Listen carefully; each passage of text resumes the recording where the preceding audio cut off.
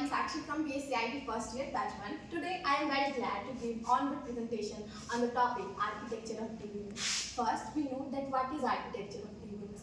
Architecture of DBMS, which specifies the graphic level structure of the database, and it is categorized into 3 levels. First one is external, second one is conceptual, and third one is internal.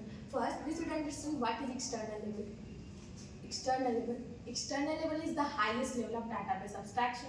At this level, there will be many views defined for different user requirements, and a view will describe only a subset of the database. And the second one is conceptual level.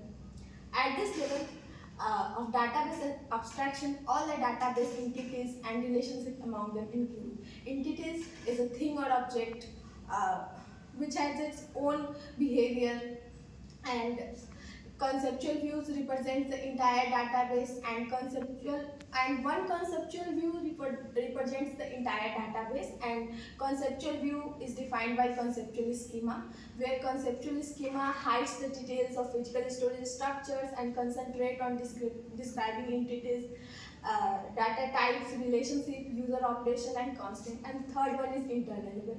It is the lowest level of database abstraction. It is closest to the physical storage method that we use, and internal view is expressed by internal schema. Internal schema which considered storage allocation, that is bit tree, means binary tree, yeah, hashing. Specification of axis path means a specification of primary and secondary keys, indexes. And the third one is data comprehension and encryption techniques. Means comprehension means taking data long, and encryption means concising it. And thank you.